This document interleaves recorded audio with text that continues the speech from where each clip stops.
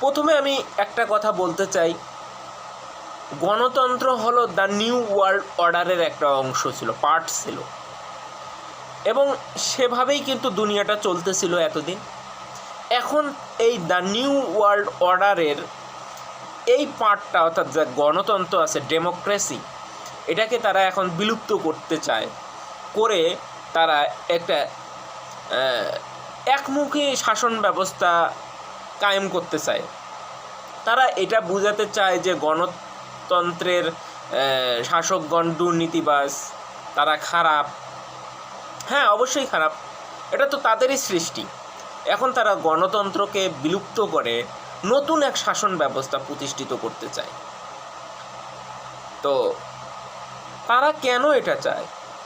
তারা এজন্যই চায় দ্য নিউ ওয়ার্ল্ড অর্ডার প্রতিষ্ঠা করতে গেলে গণতন্ত্র দিয়ে তারা দ্য নিউ ওয়ার্ল্ড অর্ডার প্রতিষ্ঠা করা সম্ভব না, কারণ এটা ডিফিকাল্ট হচ্ছে।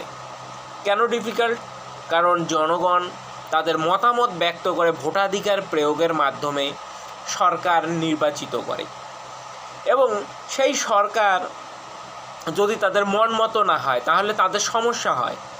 যেমন আমি যদি একটা উদাহরণ দিই, যে দেখা গেল পাকিস্তানের গভর্নমেন্টে যখন ভোটাধিকার প্রয়োগ হবে, ইমরান খান ক্ষমতায় আসবে।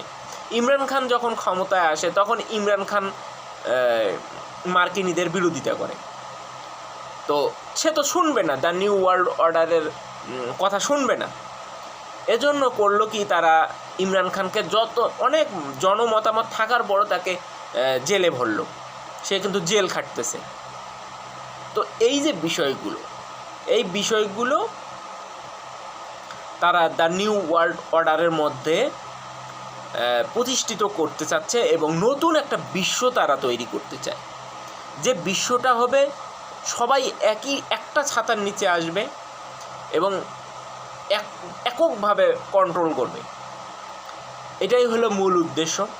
আর এই কাজটা করে ইলুমিনেটি বাহিনী, অর্থাৎ দাজ্জালের বাহিনী। আর তাদের মিশনে হলো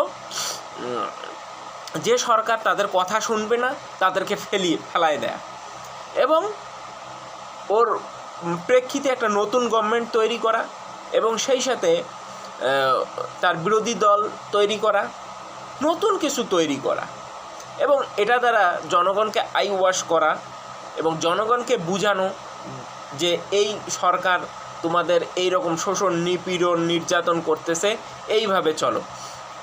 তারা ভালো ভালো কথা বলবে, যেগুলো মনে হবে যে তারা